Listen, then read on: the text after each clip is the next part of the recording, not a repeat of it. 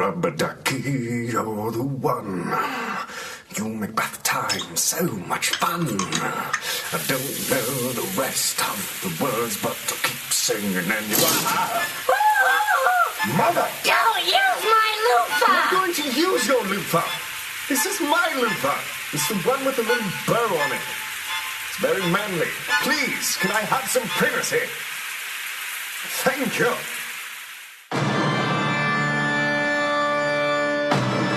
That anime show, Halloween edition. I'm going to go watch television. Tired of this running around, telling me I can use whatever loofah I want. Buy that loofah, not doing anything. All right, what have we here? We have... Don't forget, you're passing out candy. Of course I didn't forget, you old hag. It's Halloween. It's what you do. I'm going to watch my stories. My Tostitos.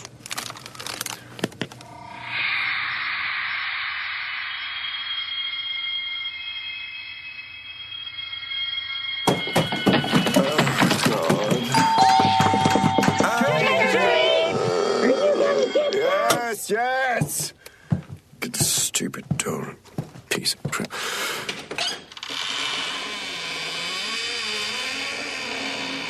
What?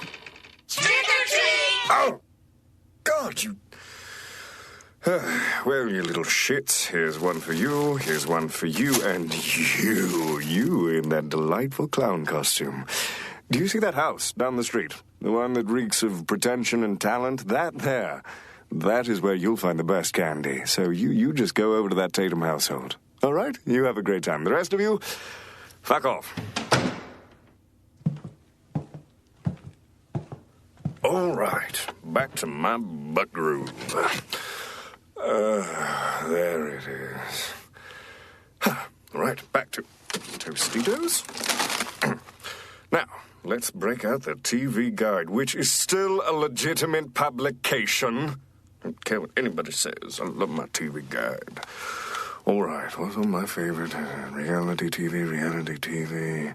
How to be a swamp logger pageant queen. I don't know what's that. All right.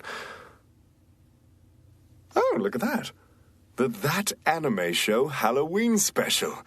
Featuring Josh Greeley, Caitlin Glass, Bryan Massey, Tia Ballard, Mike McFarland, Zach and Steve of the unofficial One Piece podcast, Ryan Reynolds and Joel McDonald.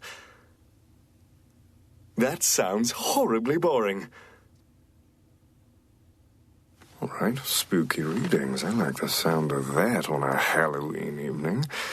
All right, it's a story called New Phobia, written by Gina, as read by Hoff Grelle. How stupid of me. Josh Grelle. That's it. All right, let's check it out. I have a confession to make. I've always feared quite a few things. Paranoia for just about everything made my life a living hell. But one fear I had made the rest look pitiful in my own eyes. To be buried beneath the earth while my heart was still beating makes even my bones shake with fear. I always believed that it was one of the slowest and cruelest ways to go. Slowly dying of suffocation, claustrophobia, starvation, dehydration, and not to mention being in the dark. It's truly terrifying what your eyes make you see in the dark. Even in such a small place like a box. I hated mine. I scratched at the splintery ceiling of it until my pale fingers bled and were nothing but bone. Eventually, I'm not sure how, but my tiny prison had broken open. Just in time, too. I had been dead for nearly 10 days now. The moon's dim light even hurt my eyes as I reached the surface of the earth. How cruel to die by the hands of your phobia. Beware for your new phobia, though. It'd be standing outside of your door, watching you listen to my words. The last words you'll ever hear. Oh. That... I want to watch my stories. You can watch your stories when I'm finished. Today is my night. You had your little bridge club and your stupid Walking Dead stuff, and I'm going to have my night. I'm going to watch my Supernatural. Have a good night. Oh, right. What is that? Next channel. Ooh.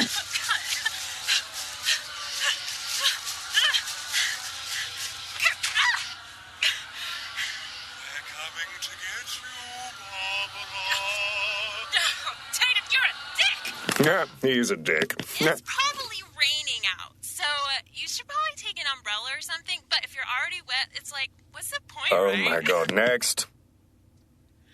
Okay, our next item. Oh, it's a treasure, isn't it? Oh, it is absolutely one of the finest things I think we've ever had on the show. I mean, there are things that are amazing, and then there's this. This is one of those things, if you do not have one of these in your home by the time the zombie apocalypse hits, man, you are going to think back to watching this and that you didn't buy it, and you were going to think, what is wrong with me? And they're going to eat you.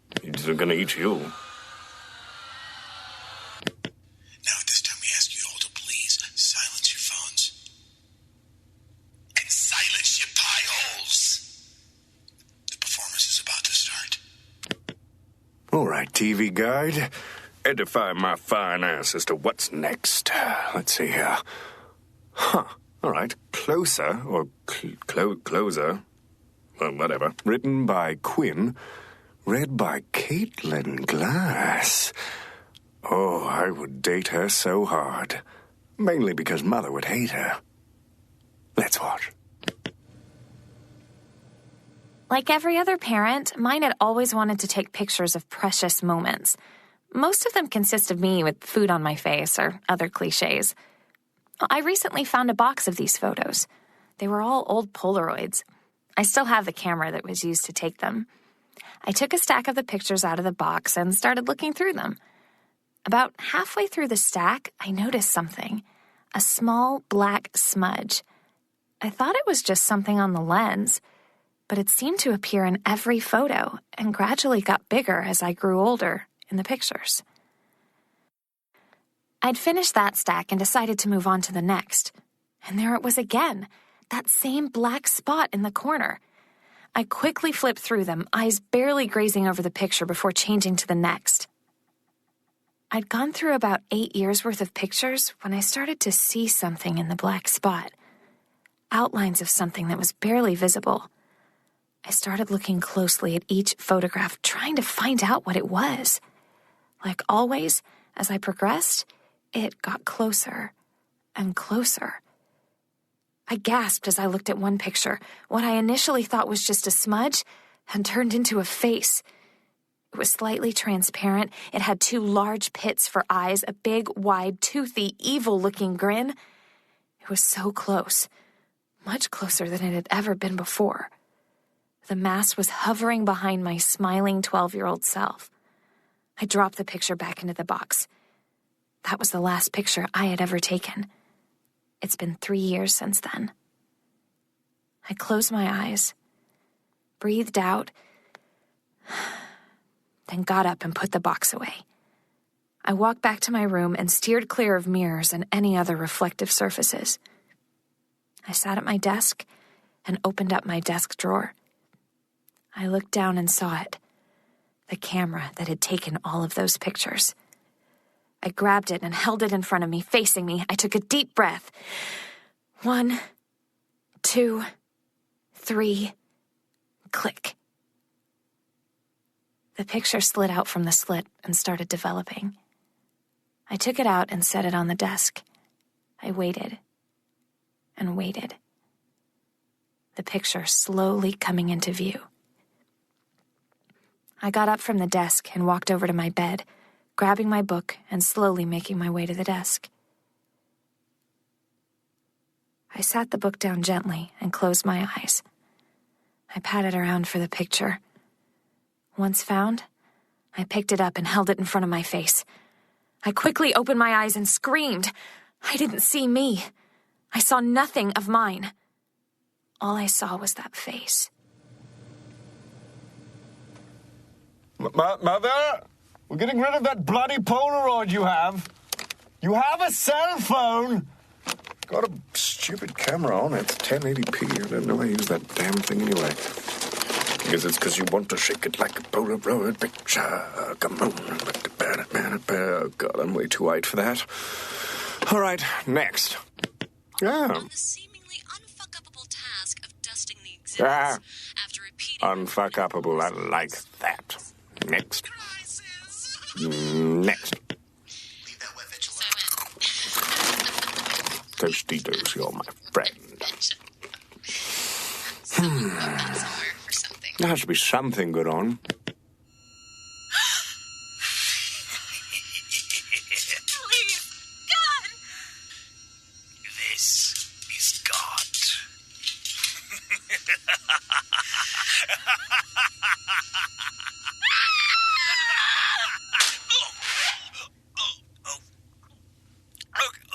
Okay. I had that coming. Definitely had that coming. Oh. Honey, have you seen the... Next channel. Don't talk to me that way. That wasn't even me. It was the television, Mother. Oh, that's... God, them again. So where we're going to start, now this is real reinforced steel here, right? It's right at the edge on this. That's what it says on the box. Ow! Oh, see, look. Look at that. See, we Nothing like live TV, huh? Well, folks, you know, it's in rehearsal. We do this. We do that, man. We got the windows closed, right? I don't want the smell getting out there because we got to sell these. We can't use them ourselves. So we may have to before the night is over. Nothing like nervous laughter. Yeah. So this is what we're gonna do. So we're gonna take repurposed. Repurposed from what? What does that even mean? Next channel. Oh, God. Hey, Tommy, what are you eating? Oh, man, it's this new cereal. It's called Diet Berries. Diet berries? What's that? That looks Man, tasty. it's just sugar. I can't feel my hand. Oh. All right, enough of this. I'm going back to my TV guide. All right. What do we have next? It, just says Bryan Massey. Oh, God, this should be good. I don't need any help. I can read. Okay, here we go. Little Red Riding Hood. Well, isn't she something special, huh? I'll show you something special, like... Of course. Anyway, starring Little Red Riding Hood. Said that part. Skip down. Cast. Playing the part of Riding Hood is Oolong. Oolong. Look at me. Not very long at all, you ask me. I know nobody did. Shut your pie hole. Playing the role of Mother is Shark. I can read. Playing the role of the story's narrator is Jari. That's Jerry. Yeah, whatever. Fruitcake. I artichoke 'em. And playing the role of the big bad wolf is... That's right. It's me. Anyway, enjoy the show. And my name is... Non-disclosure agreement. What? Once upon a time, there was a little girl who lived in a village near a forest. Whenever she went out, the little girl wore a red riding cloak. So everyone in the village called her Little Red Riding Hood. One morning, Little Red Riding Hood asked her mother if she could go visit her grandmother. That's a good idea. Her mother said, "So you need to pack a nice basket for your grandmother?" That's a good idea. When the basket was ready, the little girl put on her red cloak and kissed her mother goodbye. Remember, go straight to the grandma's house. Don't dawdle along the way, and please talk to strangers. The woods are dangerous. Thank you, Mother. I'll be back soon. Hi. Little Red Riding Hood was enjoying the summer day so much that she didn't notice a dark shadow approaching out of the forest behind her. Hi. This is so nice. I'm not even noticing the dark shadow coming out of the woods behind me. Hi. Suddenly, the wolf appeared beside her. What are you doing out here, little girl? The wolf-ass in a voice as thin as he can muster. I'm on my way to see my grandma who lives to the forest near the brook. Little Red Riding Hood replied, well. Is that so? Maybe I should. Look in your basket. And he did. He looked in Little Red Riding Hood's basket. And it was, shut up, you. I'm done listening to your narration. And as for you, you're everything a big bad wolf could want. Except you're not Lua. Die! Happy Halloween!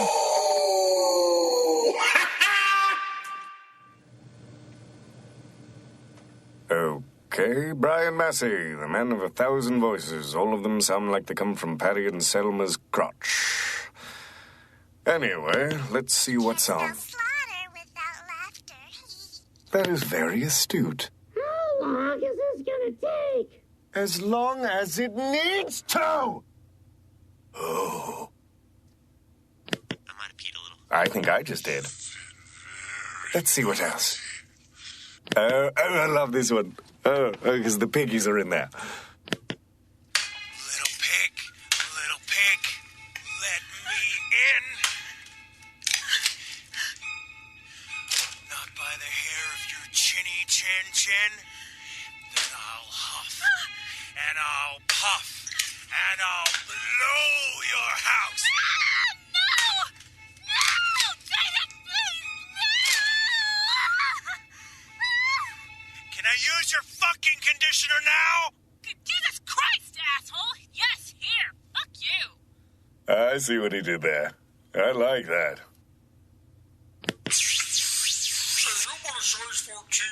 Don't forget to watch on YouTube TV this fall. It's Ghostbreakers. Indeed. Next. God, what a name. Kind of odd, but nice just the same. Oh, dear God, them again. And, we have a limited stock of about 100. Yeah, well, just 100. And I'm telling you, folks, at this price, Oh, look, 5 have already gone. That's amazing. That means we've got like 90 something left. Only, and they're gonna go fast. Yeah, they're gonna go fast. And so we're gonna start. Let's see if you see there. If you the next like 2 callers that calls in, we will not only throw in the sheath that goes with it for free, and this is a really nice decorative sheath. You'll notice here it's got the sort of the cutic zirconia in the eyes, the eye sockets there. Really, really nice. You know, that nice skull motif. Eyes have it. They do indeed. They do indeed. So, we're going to throw that in for free. Normally, the sheath alone would cost you $35.95. We're going to throw that in for free. That's a $35.95 value. Separate shipping and handling. For the next, I say 2 callers. Let's go ahead and make it 3 callers. I'm feeling generous. Wow. And we just had a few others go, folks. So go ahead. These are going. So while we're waiting on that, let me move to the next item. Why don't you show us what the next one there is? The next one is... The next one is, and a click. If you want to wear a trashy outfit, wear a trashy outfit, but you don't have to wait for Halloween, you know? That's sound logic. Next. Ooh, okay. Call 1-900-STIFF. For those of you who like your alone time hardcore. All right, TV Guide, let's see what you got. A personal account by Tia Ballard. Interesting. All right, I can either take this spoon I have here and jam it into my eye, or sit through this. Jam the spoon in my eye, sit through this. Spoon. Well, I'm probably going to use the spoon later. Okay, I'll just sit through it. Let's go. So, when I moved to the big city, I'm a country girl. And when I moved to the big city to get closer to acting jobs and voiceover work and things like that, since acting work is contract work, I chose to take a job in an entertainment venue.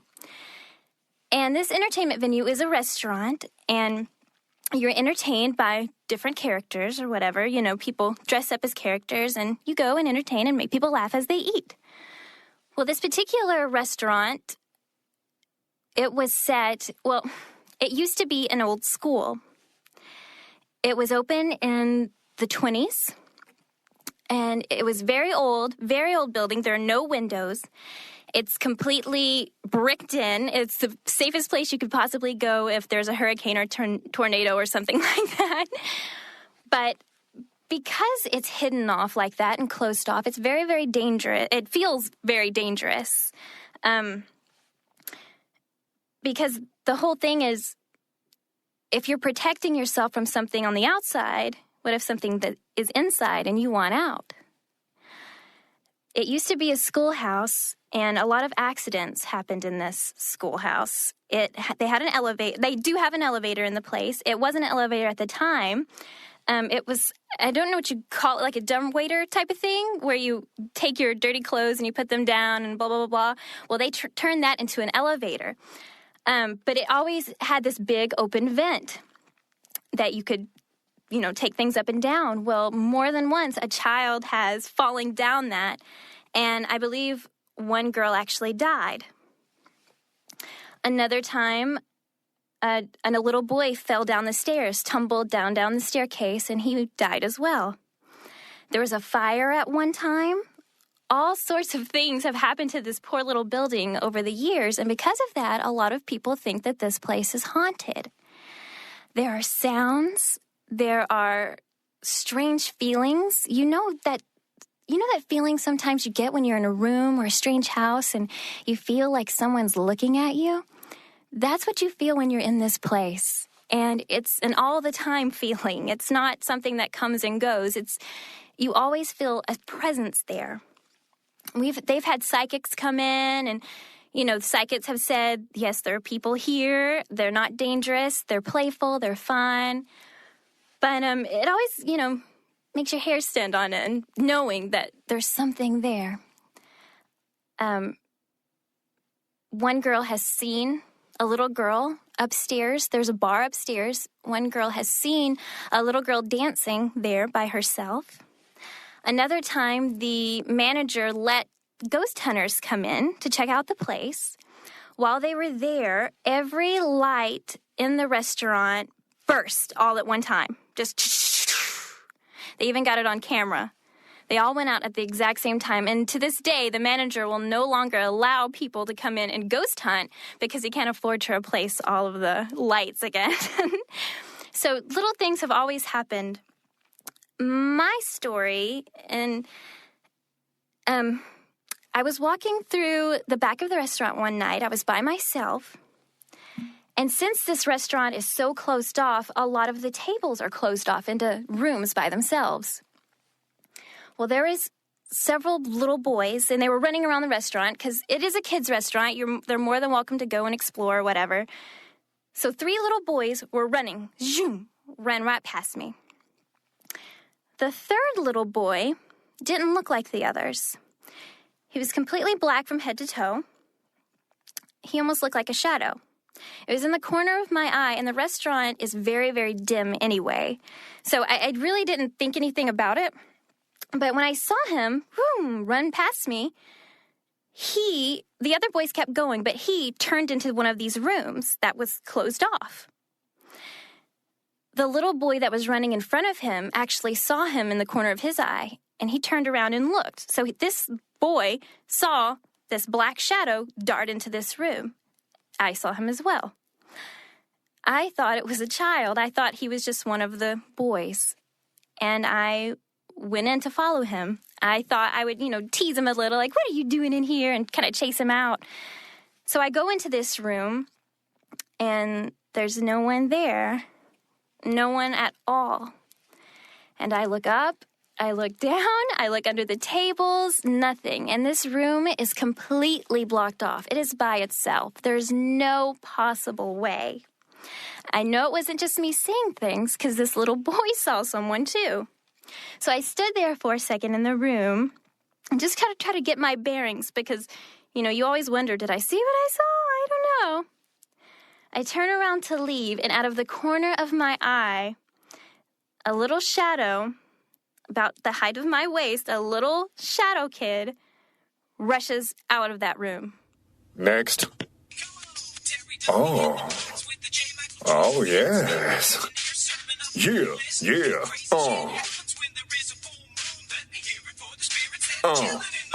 Next.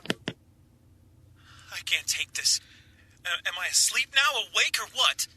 I realize I don't look so hot, Michael, but I thought you'd be glad to see me.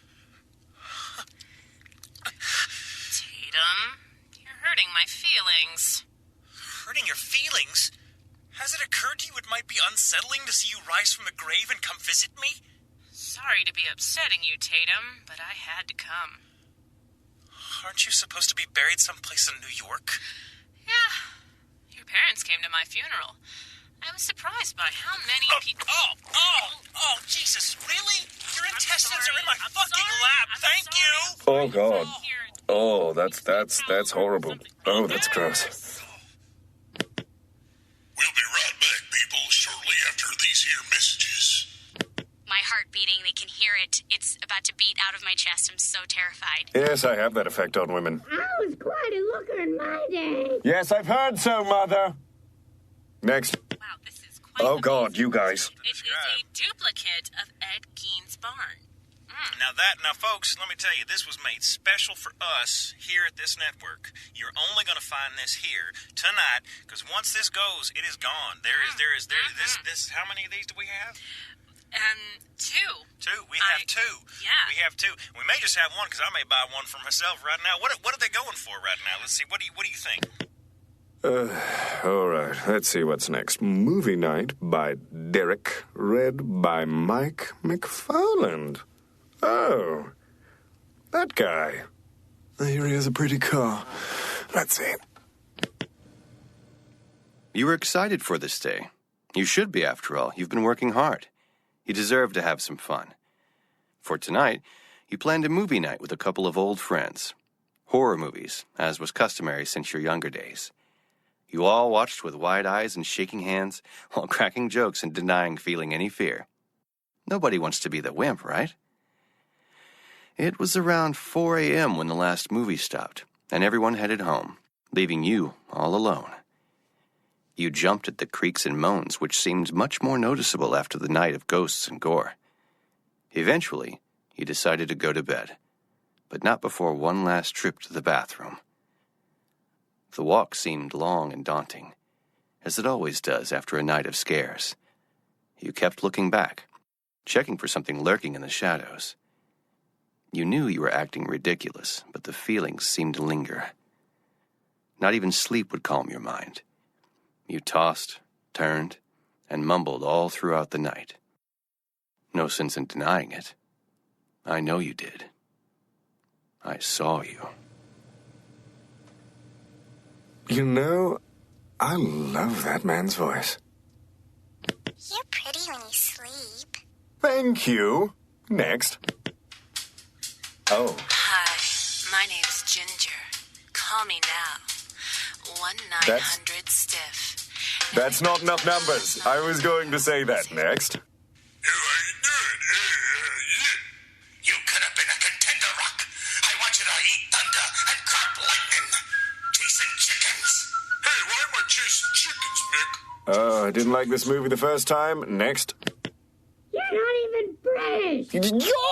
Trick or treat. You're mean. Terror in the air. You're not British. Be a zombie or something.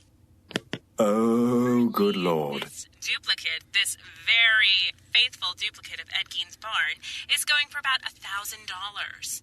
But if you act now and call within the next 30 seconds, you can get it for $5. $5. Now, folks, that is crazy. That is like a 300% discount in price. Next.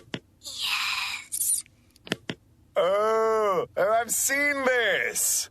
Oh, this is a funny one. If you're still alive, I'll bring you your son's eyes.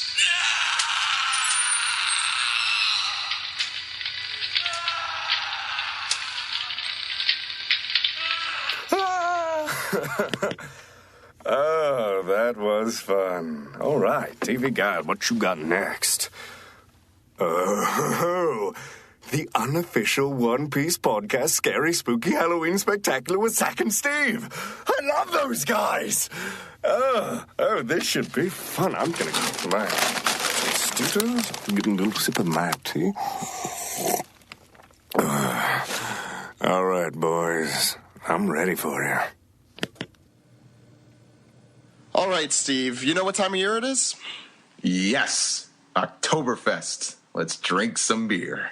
Well, yeah, it is, but not that. Pumpkin-flavored beer time? It's not beer, Steve. It's Halloween. Halloween. Yes.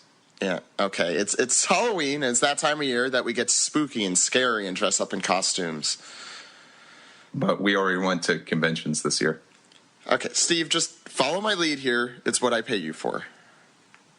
Zach, you don't pay me at all. Yes. Free labor is one of the perks of podcasting fame. But Steve, I asked you here to put our brains together and come up with a superb, scary Halloween spectacular. One that'll send chills down the spines of all that listen. I don't know, Zach. I haven't been in the Halloween spirit for a long time. It's been 4 long years since I last trick-or-treated. You trick-or-treated when you were 19? I really like candy, Zach. Yeah, okay. Well, let's get to work on our Halloween special. Yes, let's.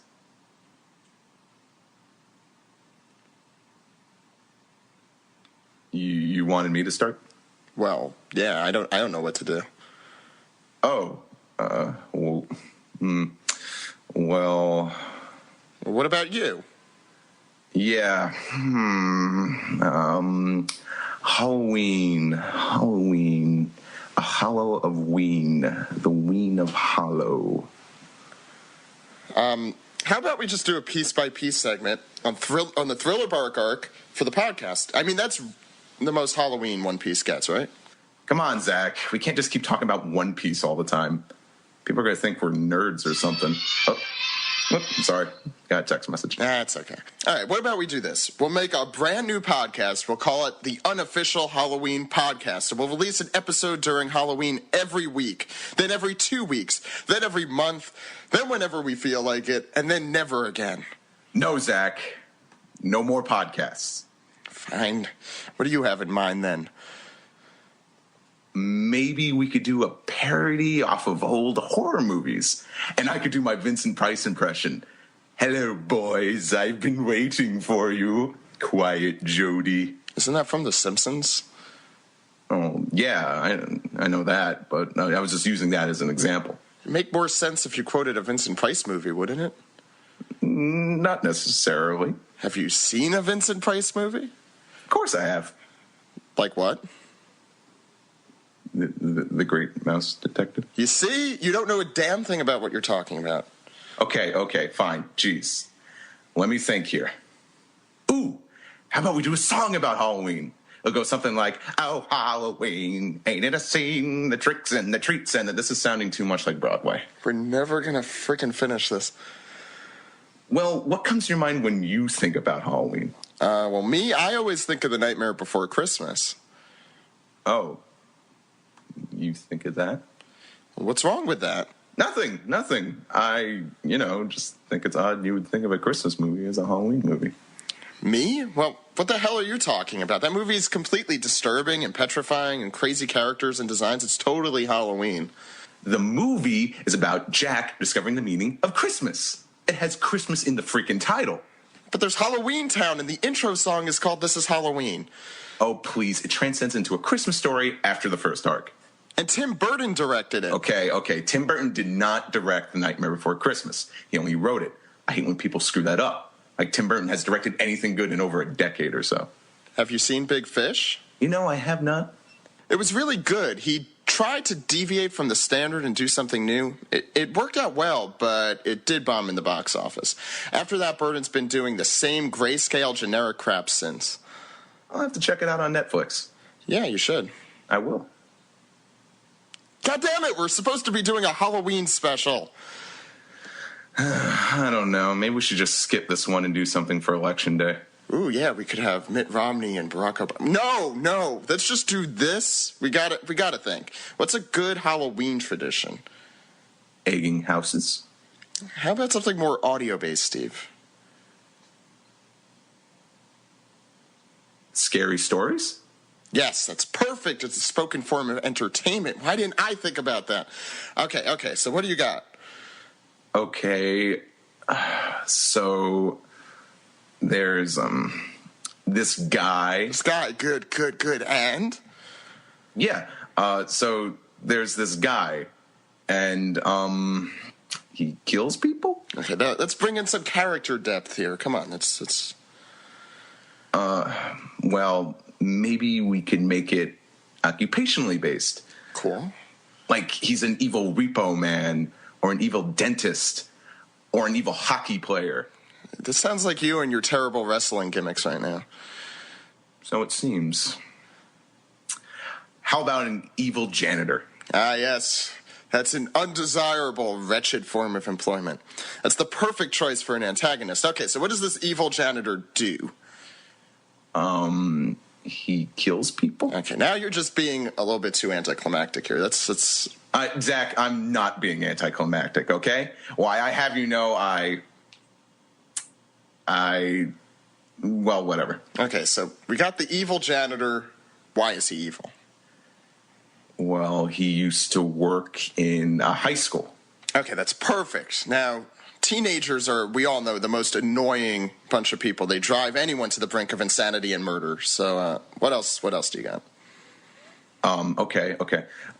He's angry because he was so ugly, and all the kids used to make fun of him. Perfect. Okay, keep going. And the kids never flushed the toilets, and the guys pooped in the urinals. Ugh. Steve, that's completely and utterly repulsive and nauseating, so much so that I'm resisting the urge to vomit at this very moment.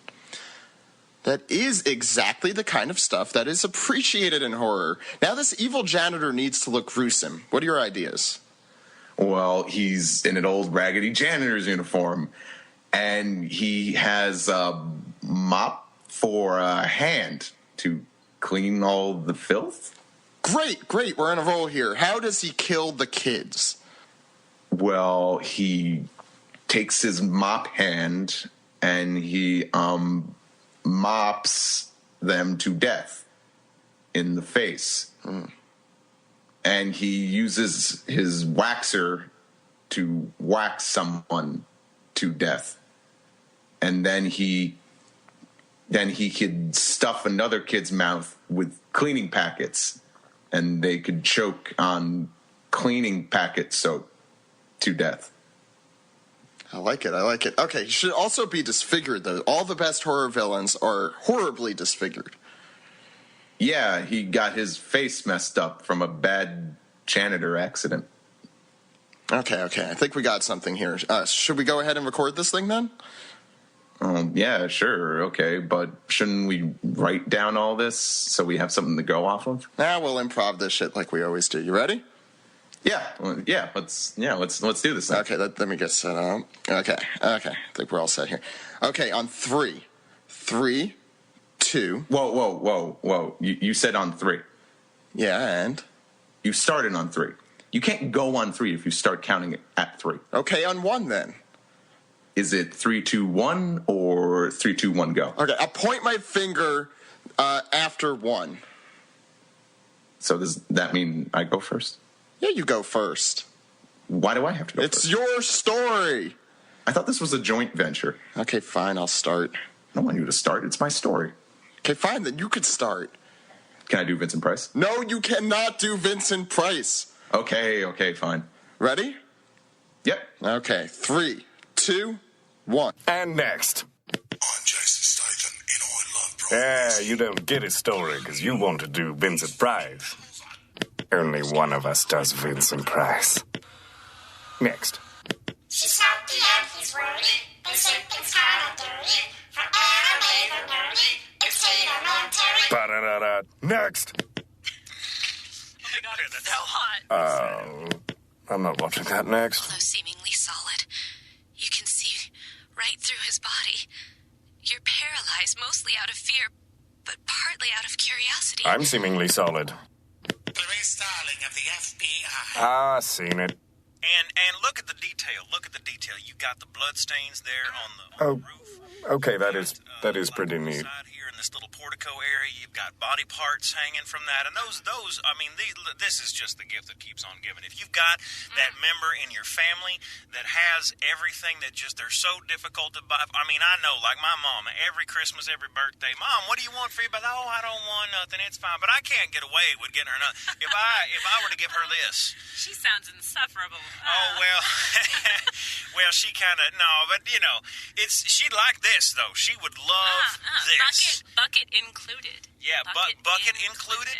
And I believe now there's a little button on the back here, though. We didn't tell them about this button. What's this button do? This button, it turns on and off. On and off. But there's another little feature. You got to put it to the right instead of up and down, right? It like vibrates. A toggle switch. Oh, it vibrates. It vibrates. So the lights Some people find it unsettling. I find it endearing. No, I like it. No. Change the channel. Change. Witch, pirate, vampire, devil, skeleton. That's funny. Next. You know, it's not classic like. Neither are you. Next. And now, my friends, it is story time. Blah, blah, blah. I like story time. All right. Ode to the Slender Man by Mike, read by J. Michael Tatum. All right. This evening hasn't been pompous enough yet. Let's do this. Upon the cloudy night he did come. The slender man hunts for his prey. Alone a walker roams the forest, he does, and within seconds gone they are away. The detectives they hunt for clues of the events, of what did partake that night. Though nothing could be found at the scene of the crime, there had been nothing left in clear sight. So lo, a thinker believes he knows what did happen that fateful night. He explains it was the Slender Man, and to kill it on him you must shine a light. So a brave soul he was, he went for a walk, in the same forest before the set of the sun. And what he saw there in the grueling shadows made him turn around and run. For deep in the dark the Slender Man feeds on the poor people that he takes. Blood and gore drop to the ground, and the muscles and bones they break. The man runs from end to end, though unfortunately it seems he is lost. He will be the next meal of Slender Man as he crumbles down in exhaust. He awakes the next morning to the sound of birds, as it seems he has survived till now. But Slender Man, he never sleeps, and nobody knows quite how. Away walks the man in search of an exit, though none he finds that day. For Slender Man had other plans for him, so dost he took him away. Do not fret the Slender Man as he hunts for certain prey, though if you believe his existence is fake, chances are you will not again see the light of day. Oh, I just wet myself, but it's a good wet. Next.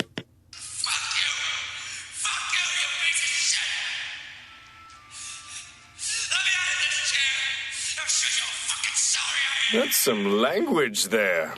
Something very serious happens to at least one kid in your neighborhood every year. Very serious indeed. And that's the cheap-ass parent that doesn't want to buy a real fucking costume. Mm-hmm. Just because you pull adult clothes out of your closet and hand them to your 9-year-old does not mean that kid is ready for trick-or-treating. No. And you know what? No one wants to give a Tootsie Roll to a lawyer. Oh, I completely agree. Right now we are above Bryan Massey's house. Apparently there's something going on. His neighbors are complaining. I bet I know what's going on. Next. You know, at the very least, like, they've got their odor issues under control. Ooh, a coupon. I'm going to store that. All right. Okay, TV Guide, let's see what you got here. Oh, Valerie Bertinelli, what has happened to you? Oh, I'm so sorry. Oh, I'm so sorry. Who's made you look like this? All right, what's on now? Oh, look, a personal account from Ryan Reynolds. Insert Green Lantern joke here. So I have this friend at work named Matthew, And the last semester in college, he lived in his grandmother's old house. It was up for sale, but it wasn't selling. So they decided to let him move in because they didn't know how long it was going to be, and they wanted somebody to keep it up.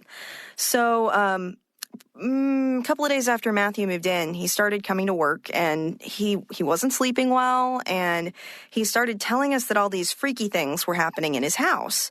And I had never really had a ghost or supernatural experience before, but when he started alluding to the fact that he thought that it was ghosts, I totally believed him. So a couple weeks later, he decided to have a party at his house, and I went.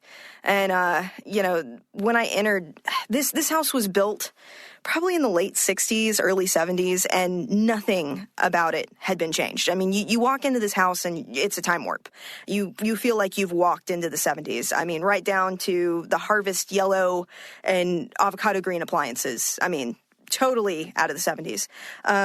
So it was kind of weird walking in, just to that. But having known ahead of time that all of these things were happening, I was a little freaked out. But, I played it off because I didn't want to look like I was a baby or, overly sensitive to that type of stuff. So a friend of mine was coming too. And so I went in the other room, got on the phone and called her to give her directions on how to get over there. And right from the get-go, I just had terrible reception. The phone was crackling in and out, and I just chalked it up to bad reception. I mean, I was in a, fairly well-populated area of Dallas, but you get bad reception.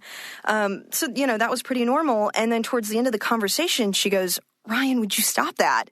And I was like, "What? I'm not doing anything." I said, I've got bad reception, but that's not my fault. I'm not doing anything. And she's like, "Stop it. Cut it out. You're freaking me out." And I said, "I'm not doing anything. This isn't me." And she goes, "Well, tell whoever's screaming in the background to stop because it's really scaring me." There was nobody screaming in the background. I was in the other room.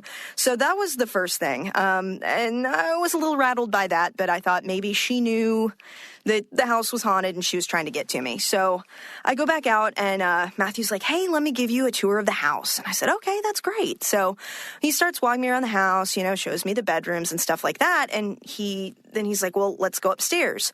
Well, I had heard from stories from him and my boss, who's his brother, that the upstairs is really creepy, really tight hallways, and their uncles had, lived up there, and nobody really was up there ever for probably the last 30 years. So I was prepared for it to be kind of creepy. So we start walking up the steps, and about halfway up, I get this really weird kind of pressure in my chest and behind my eyes.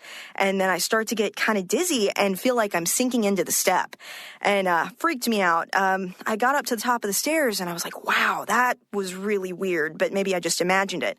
Well, not 2 seconds later, his dog races around the corner, looks up the stairs, and just starts barking. So I was like, I'm going downstairs. So a little while later, out on the patio, all of us were talking, and luckily Matthew was inside grabbing a beer or something, and I went to go inside, and the door was locked. And so Matthew's like, "Oh, no problem, I've got it." Well, he couldn't unlock the door, and the door lock hasn't worked in forever. He's been propping it shut with a pipe. So that was freaky. And Matthew's a really strong guy, and he couldn't get it unlocked. So he finally got some pliers and just forced it open. So things are really escalating and getting really creepy, and it's kind of gotten past the point that I can play it off. It's, there's something going on here. So I'd had, enough to drink that it was not safe to drive home. So I went ahead and bit the bullet and decided to stay over, as did a bunch of other people. And I was lucky enough to get placed on the couch in the living room by myself. So I was kind of freaked out just because I was alone. And it took me a while, but I finally got to sleep. And then probably around 2 or 3 o'clock in the morning, which, if you've watched Paranormal Activity, any of those movies, that's the witching hour. I woke up and I heard this heavy breathing noise. It was like there was somebody in the room that was... And I was like, oh, it's got to be one of the dogs. It has to be one of the dogs. So I got up and walked around. The dogs were in Matthew's room. There was nobody out there with me. Everybody else was, there were a couple of brave souls that slept upstairs in the beds up there. And then everybody else was in Matthew's room. So no dogs. There was something making that noise. So I didn't want to be a baby. I didn't want to wake everybody up. So I got back on the couch. Amazingly enough, I fell back asleep. And then, I don't know how, probably about an hour later, I woke up again, and there was just this weird feeling. And I don't know, like there was somebody next to me, and then I hear this voice go, shh. And I freaked out. So I got off the couch and I ran into Matthew's room, and I just slept on the floor because I wasn't staying in there alone after that. And then nothing happened for a little while. And then about 6 o'clock in the morning, the burglar alarm went off. And I mean, that's scary enough just waking up to a noise like that. But come to find out, the burglar alarm hadn't been hooked up in probably 3 or 4 years. And I'm not talking about activated. This thing had not been hooked up to the wall in years.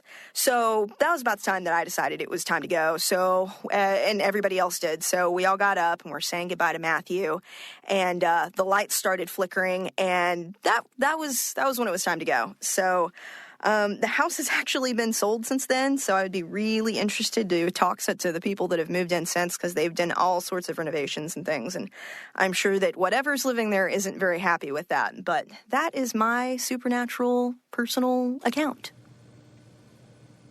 And that is why I bring Mr. Bugglesby with me any time I go to a sleepover. Next. Blah, blah, blah, blah. Next. Oh, Mother, it's your theme song.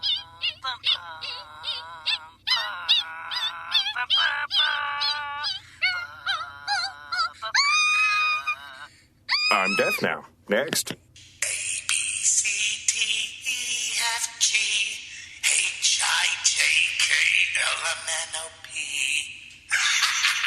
No. Next. Papa? All right, I'm going back to the TV guide. Where is it? No, is it? It's under my butt. Hello there. You were under my booty. You're warm. You're my friend. All right, let's see here.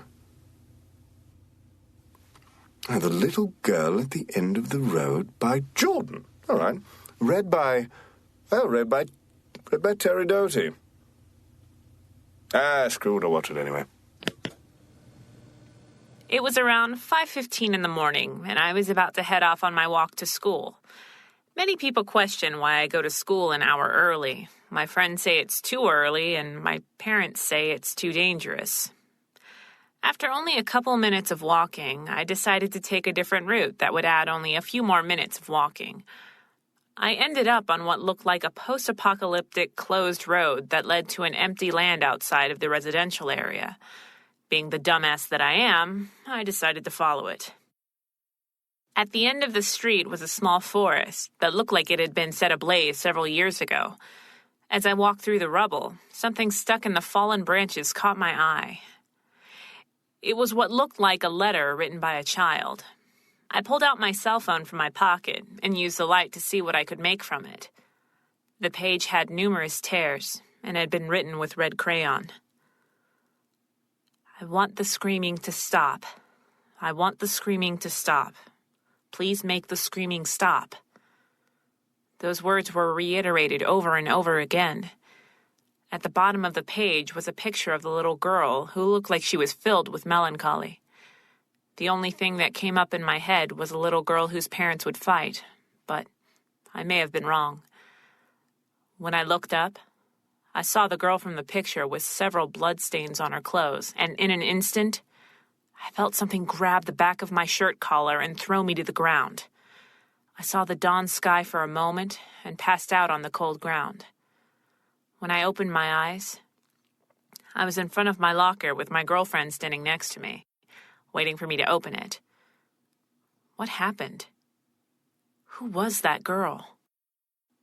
I reached into my pocket and pulled out a torn piece of the page with the word "please" written on it. Was all that happened real? I'm here. I'm awake. Who is it? Don't touch me. What? Oh, God, I need to watch more television. All right. You and me, butt groove. We still got more watching to do. What do we got here?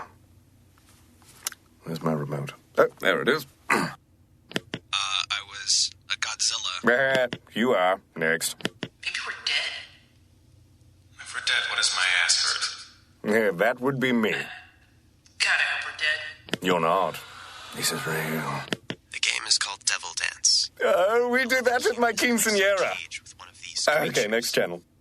Robert did it. Okay. Sophia thinks you're crazy, and I must agree. Was that Christopher Walken? A breeze blew through, and the leaves, though I couldn't see them, seemed to move all over, and they tickled me all night long. That's kind of dirty. I like it. Speaking of deer... Oh, God. Again, on the other side of this model, if you'll look, this was the deer gutting station. This is lovingly rendered here, and it's amazing. This is like a 5-to-1 scale ratio here. So they took some time. Oh, change the channel. I gotta buy that. Baby, what are you doing over there? Baby, look at me. Look at my face. Look at my face. I've got 3 eyeballs. 3 eyeballs. Yeah. I think I am now dumber from hearing that. All right, let's see here. The Greasy Sack by Joel McDonald. Show me what you're working with. Back in high school, I was the first of my group of friends to get his driver's license, and we were all sophomores, and only 2 of us had part-time jobs, so we didn't exactly have money to burn. That meant most of our time was spent driving around Willowbrook Mall on 1960 and 249 in Houston, looking for places not to spend money. Now, in front of the mall is a Toys R Us, and in front of that Toys R Us was this homeless guy. I know he was homeless because I'd been at that intersection probably 100 times in the previous 5 years, and I'd never not seen him at this patch of grass between the toy store and the highway, dancing his crazy homeless ass off. Sometimes he wore headphones, but they were never plugged into anything. Still, he seemed harmless enough, and I knew a few kids who'd stop at the red light and hand him a cigarette, or roll down the window and give him a couple of bucks, or half a Chick-fil-A sandwich. So...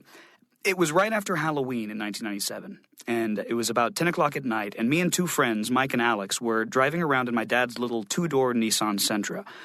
We pull up to the intersection in front of the Toys R Us, and sure enough, there's Dancin' Dan, or 2D as most people knew him. But this time he wasn't dancing. He had his thumb out, and he was leaning towards the road, and in his other hand, he was holding a brown paper grocery bag. The bottom of the bag was a huge, greasy, almost but not quite transparent mess.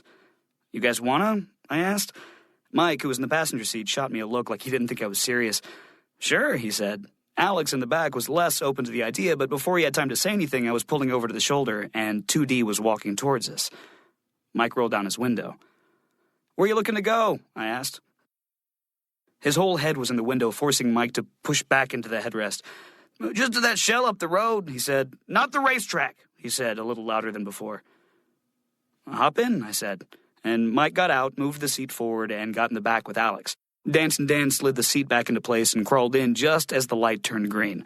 He was holding the greasy sack in his lap, and I couldn't tell if the pungent smell that suddenly filled the car was coming from the homeless guy or whatever was inside the bag. It was uncomfortably quiet for a few seconds, and then Mike, determined to pull a funny story out of this, leaned forward and asked, "So, what's in the sack?" 2D didn't move. He became perfectly still, like, for at least 10 seconds. I glanced in the rear view to see Alex giving Mike this look like he'd never seen anyone so stupid in his life. When 2D did respond after what felt like forever, he just said very softly and without a trace of anger in his voice, "It's none of your fucking business." The little white Nissan Sentra was immediately filled with a new kind of silence. "It's none of your fucking business!" Dan was screaming this time. I was starting to think that this good deed/fun time-wasting trip with the goofy homeless guy might not have been the best idea I'd ever had. But fortunately, the shell was just a block up on the right, so whatever the hell this was, it was almost over. I barely touched the brakes as I turned into the parking lot and headed straight for the first available space. That's when I glanced in the rear view again and saw Michael whispering something to Alex. Alex looked like he was trying to shake his head no and stay perfectly still at the same time. Dancin' Dan turned to me, flashed that big dopey grin like nothing had happened, and said thanks as he opened the door to get out. Then everything seemed to happen at once. Dan stood, just clearing the door, greasy, almost dripping paper sack in his right hand, when Mike's hand darted forward from the back seat. He grabbed the wadded up top of the paper sack and pulled, yanking it between the seat and the door frame and tossing it into Alex's lap, then grabbing the inside handle and slamming the door shut. All of a sudden, everyone was yelling. Mike was shouting, "Drive! Drive!" 2D was pounding on the passenger side door, face purple, and half his words coming out just as furious gibberish. Alex was just screaming. Before I knew what I was doing, I squealed out of the parking lot and into moving traffic. I narrowly avoided hitting a truck in the right lane, and I looked back just in time to see Dan sprint into the street after us. He was still screaming curses at us when the van hit him. So that's the story of the first man I saw die right in front of me. And everybody asked me the same question at this point in the story. Everybody wants to know what was in the bag, like it could have been anything that was worth dying for. I'll say this, if I hadn't opened the bag later that night, Dan's skull smeared across Highway 1960 would have been the most disturbing thing I'd seen that day. In my life, really. But I did open it. So ask yourself, do you really want to know what was inside? Well, it's none of your fucking business. What? I wouldn't... Mama needs a foot rub. Come here. I'll be right there, Mother. That scared me. That was really good. But when you think about it, TV Guide, they were all really good and very scary for this terrifying Halloween Eve.